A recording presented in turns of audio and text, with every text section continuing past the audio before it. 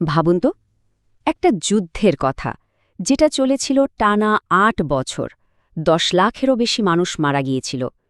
কিন্তু এই যুদ্ধের পেছনের আসল ঘটনাগুলো সেগুলো আমরা অনেকেই জানি না।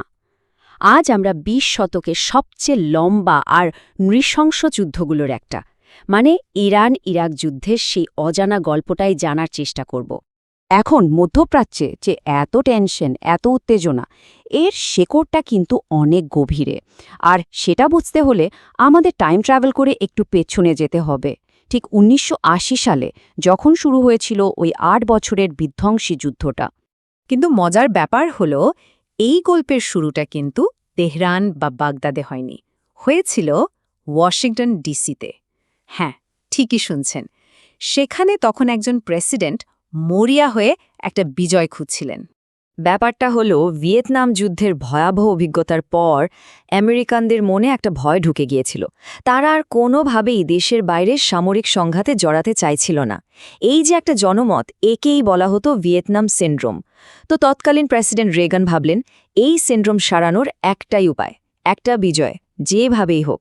এমনকি সেটা যদি একটা প্রক্সি যুদ্ধ, মানে অন্যকে দিয়ে লড়ানো যুদ্ধও হয়, তাতেও চলবে। আর ঠিক তখনই বিপ্লবের পর টালমাটাল ইরানে তিনি সেই সুযোগটা দেখতে পেলেন। তো ইরানকে অস্থিতিশীল করতে আমেরিকার একজন পার্টনার দরকার ছিল, আর সেই পার্টনার হিসেবে তারা খুঁজে নিল ইরাকের সাদ্দাম হোসেনকে। এরপর যা হলো সেটা রীতিমতো শিউরে ওঠার মতো। সিআইএ সাদ্দামকে ৮০০ জন অনাকাঙ্ক্ষিত ইরাকির একটা লিস্ট ধরিয়ে দিল, আর সাদ্দাম আমেরিকার বিশ্বাস্ত সহযোগী প্রমাণ করতে সেই ৮০০ জনকেই ঠান্ডা মাথায় খুন করে ফেলল। বাস, সিআইএর কাছে সাদ্দাম হোসেন তখন তাদের লোক, এমন একজন যার সাথে কাজ করা যায়। আর এই পার্টনারশিপটা পাকা হতেই আমেরিকার উস্কানিতে একটা ভয়াবহ যুদ্ধের জন্য মঞ্চ একেবারে তৈরি হয়ে গেল। তো খেলাটা এবার জমে উঠল। সিআইএ ইরাককে বোঝাতে শুরু করল যে বিপ্লবের পর ইরান এখন খুবই দুর্বল, তাদেরকে হারানো একদমই সহজ ব্যাপার হবে, যাকে বলে একটা বিরাট ভুল গণনা। প্ল্যানটাও ছিল বেশ পরিষ্কার। প্রথমে ইরানের খুজেস্তান প্রদেশে অ্যাটাক করা হবে, তারপর আবাদান শহরটা ঘিরে ফেলা হবে, আর ফাইনালি ইরানের পুরো তেল শিল্পের কন্ট্রোল নিয়ে নেওয়া হবে। ইন্টেলিজেন্স রিপোর্ট বলছিল ইরানের সামরিক বাহিনীর নাকি মাথা কেটে নেওয়া হয়েছে, মানে তাদের নেতৃত্ব শেষ। ফলে ইরাকের জন্য একটা ঝটপট আর নিশ্চিত জয় অপেক্ষা করছে। কিন্তু বাস্তবে যা হলো তা ছিল ঠিক তার উল্টো। সব হিসেব নিকেশ গোলমাল হয়ে গেল। দেখা গেল ইরানের সেনাবাহিনী মোটেই অতটা দুর্বল বা বিশৃঙ্খল ছিল না যতটা সিআইএ ভেবেছিল। তারা দারুণভাবে ইরাকি আক্রমণটাকে রুখে দিল। ফলে যে যুদ্ধটা কয়েক সপ্তাহে শেষ হয়ে যাওয়ার কথা ছিল, সেটা বদলে গেল এক ভয়াবহ দীর্ঘস্থায়ী যুদ্ধে, অনেকটা যেন প্রথম বিশ্বযুদ্ধের পুনরাবৃত্তি। ভাবা যায়, টানা ৮ বছর ধরে দুই পক্ষই ট্রেঞ্চ বা পরিখা খুঁড়ে বসে আছে।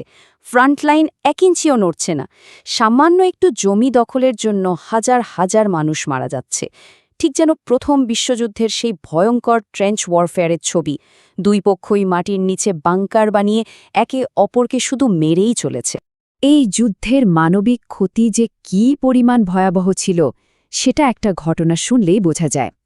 একজন ইরানি আর্টিলারি অফিসারের গল্প, যা এই যুদ্ধের আসল চেহারাটা আমাদের সামনে তুলে ধরে। এই অফিসার ফ্রন্ট লাইন থেকে মাত্র ২ ঘণ্টার দূরত্বে তার পরিবার থাকে। তো তাদের সাথে দেখা করতে মাত্র ৬ ঘণ্টার জন্য ছুটিতে গিয়েছিলেন। কিন্তু ফিরে এসে যা দেখলেন তাতে তার পায়ের তলার মাটি সরে গেল। তার পুরো ইউনিটটাই গায়েব হয়ে গেছে। তিনি অবাক হয়ে জিজ্ঞাসা করলেন, আমি তো মাত্র ৬ ঘণ্টা বাইরে ছিলাম, এর মধ্যে আমার ইউনিটটা ধ্বংস হয়ে গেল কিভাবে? জবাবে যা শুনলেন তা ছিল আরও ভয়ঙ্কর। তাকে বলা হলো, আপনি যখন ছিলেন না তখন এখানে গ্যাস হামলা হয়েছে, সবাই মারা গেছে। আসলে ইরানের সৈন্য সংখ্যা ছিল ইরাকের চেয়ে ৩ গুণ বেশি। এই বিশাল সংখ্যার সাথে পাল্লা দিতে না পেরেই ইরাক এই ধরনের নৃশংস আর নিষিদ্ধ কৌশল ব্যবহার করতে বাধ্য হয়েছিল। তো আসল প্রশ্নটা হলো, এই যে ভয়ঙ্কর সব নিষিদ্ধ অস্ত্র, এগুলো ইরাক পেল কোত্থেকে? আমেরিকার গোপন অস্ত্র ভাণ্ডার থেকেই কি? উত্তরটা হলো হ্যাঁ, ইরাককে জেতানোর জন্য আমেরিকা মরিয়া হয়ে উঠেছিল, আর তাই তারা সাদ্দামের হাতে তুলে দিয়েছিল স্যারিন গ্যাস, ভিএক্স গ্যাস, মাস্টার্ড গ্যাসের মতো মারাত্মক সব রাসায়নিক অস্ত্র, এমনকি অ্যানথ্রাক্সের মতো জৈবিক অস্ত্র। তো বছরের পর বছর ধরে বাইরের দেশের অস্ত্রের জোরে এই ভয়ঙ্কর যুদ্ধ চলল, আর তার ফল যা দাঁড়ালো সেই ধ্বংসের চিত্রটা ছিল কল্পনারও বাইরে। একটা সময়ে ইরাক শহরের যুদ্ধ বা ওয়ার অফ দ্য সিটিজ শুরু করে। ঠিক যেমন দ্বিতীয় বিশ্বযুদ্ধে লন্ডনকে লক্ষ্য করে বোমা ফেলা হয়েছিল, তেমনি তারা তেহরানের সাধারণ মানুষের উপর স্কার্ট মিসাইল ছুড়তে থাকে।